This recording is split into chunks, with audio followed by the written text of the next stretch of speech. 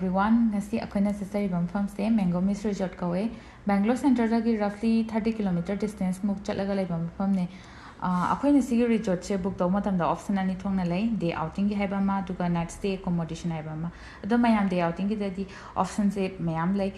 lunch katang yawba, dinner katang yawba or lunch or dinner punna yawba. Sigi option se lai duga night stay accommodation dena price range ki matungina affordable dagi na premium cottage ki option lai cottage sing si mayam amaga amta manade amadana attached pool loiba amadana jacuzzi yawba amadana hot tub ki option lai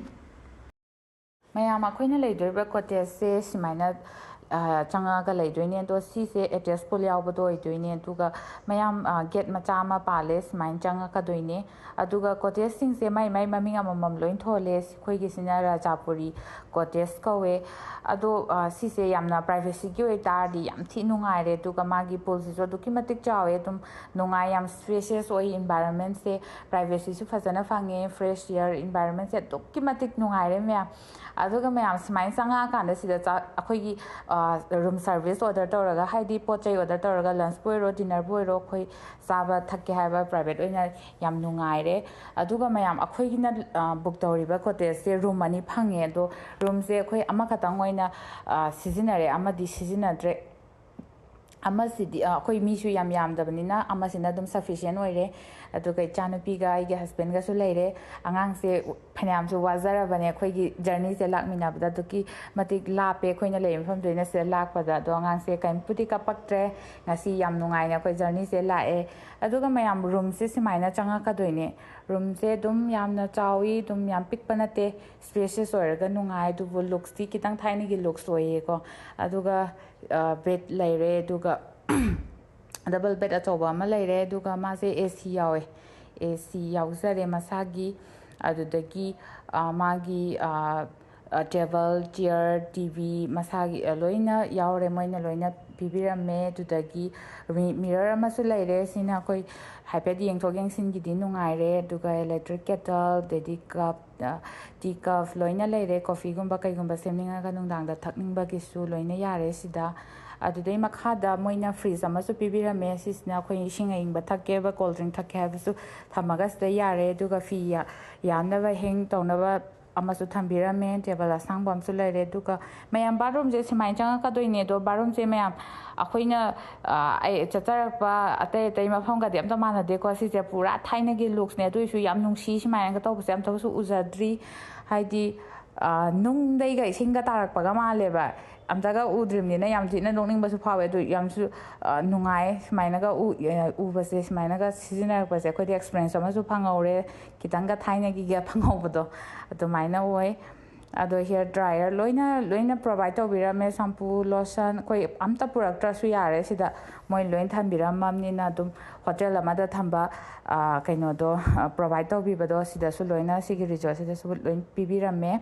aduki matik nungai si room service kari gara ngasi koina live journey si goina di yam thina nungai ba do oi adu mayam room se smaina oi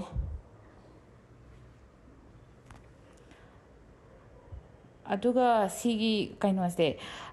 window se ina hangbudi hangdoktre mayam ado window se hangdokpa se kibagi hangdokta bani ko haidi snake kumba changa kadrana summer da koi ba sakpanina ado magi fresh air ga budi fazana la e greenery dum uba phange ado khoi di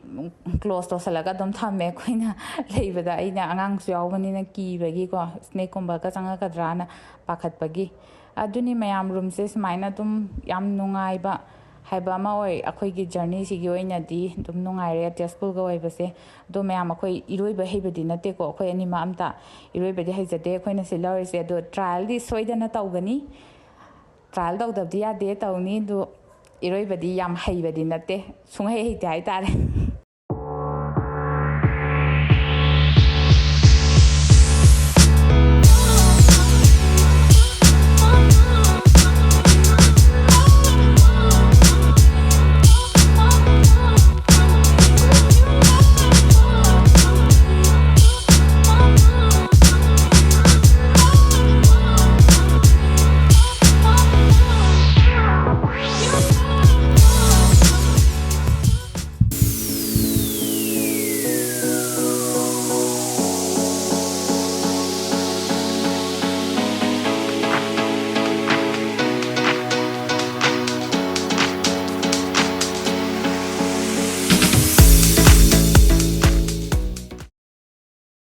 mayam lunch kidi light oina biryani ama order tawraga chare room da heavy breakfast tawraga laabanina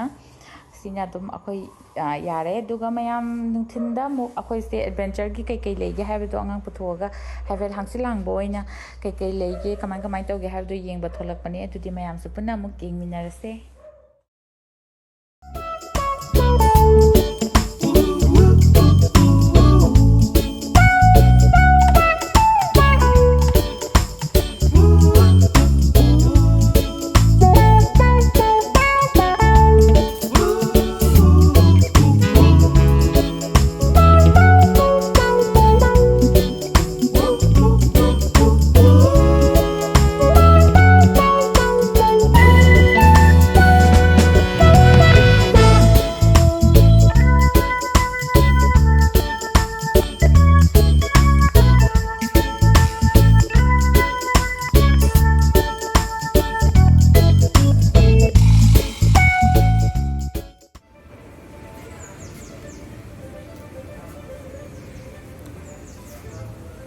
Sisna dining tawam ne myam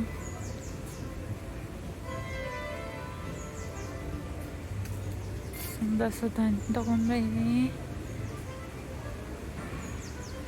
wow karam sa toino fish pie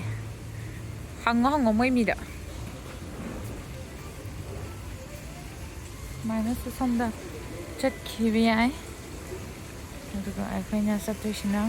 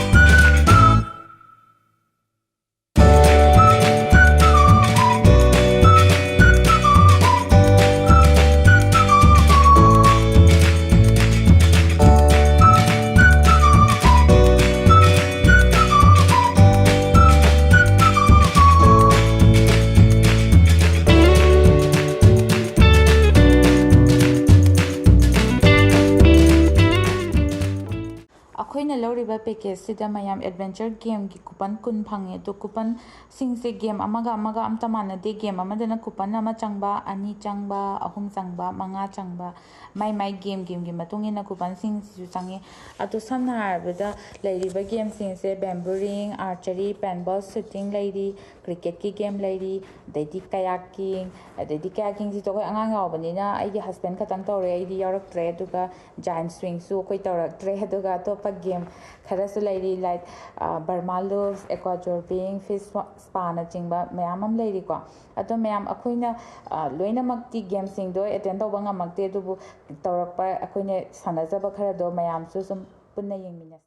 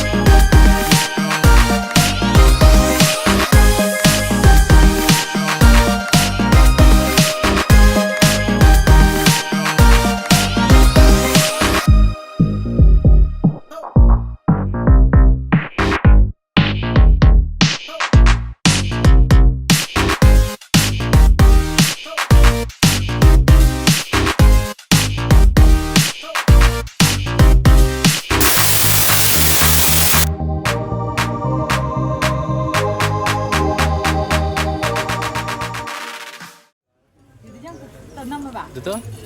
Ay, video na ba?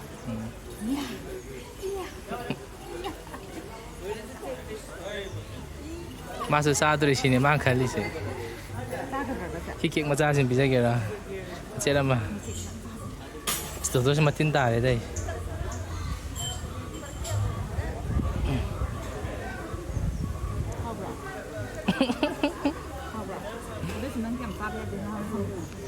실로 단 방모이 로션 게.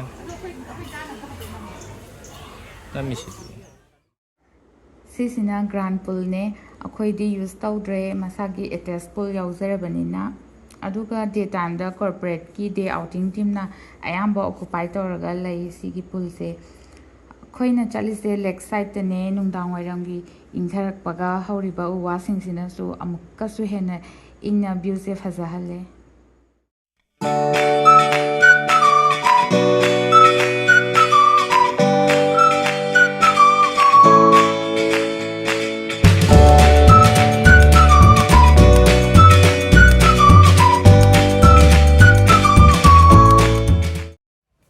Kisaye.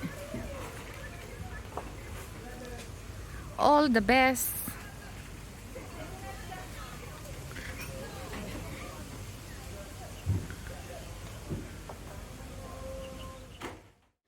Somdana indoor outdoor gi game section ne CD coupon yaudra susana bayai but 500 rupees ki refundable deposit tawdoine sida leiriba game singsina football carom table tennis badminton volleyball cricket na chingba mayam sanaba yare heiba heitaba ibani se khara dum sanare ichana bina badminton gi referee halle shimaina cottage macha macha leibe bani da akhoi gi duna nga sai gi do moi swimming pool yawba si yaw da bi orga di shimaina su la moi makhan makhan ngam lei ada ga su lei box man ba ka su lei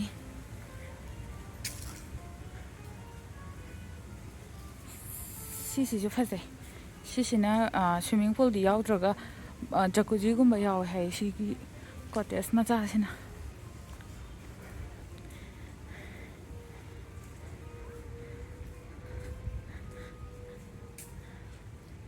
si ju cottage ne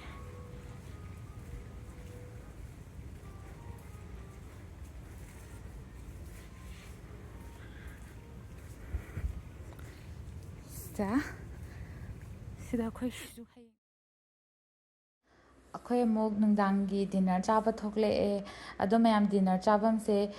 yam chawe khoina leirisina barbecue gi section ne aduga buffet gi section chu tongana lei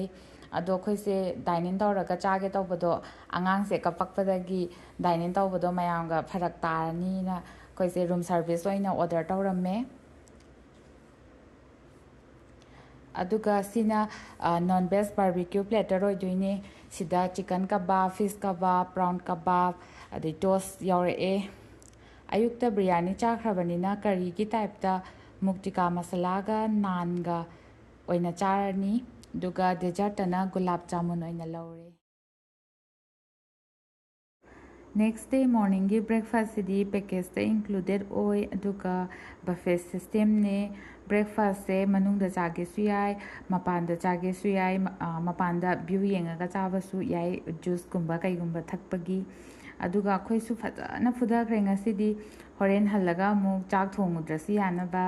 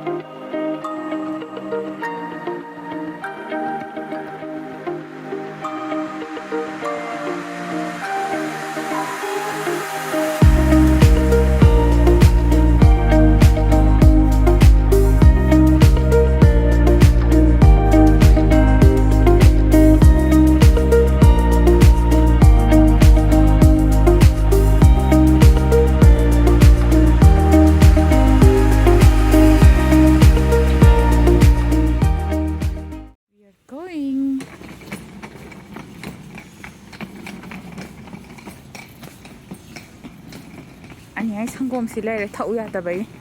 potha potha ti thakra doine ado mayam ngasi gi video si matang sta lotion jerake matung tarak pada nungai nungai ba video mayam puraga lakpa ngamna ba mayam na support to bibo ina like share subscribe and please press the bell icon to get the latest update. Bye bye.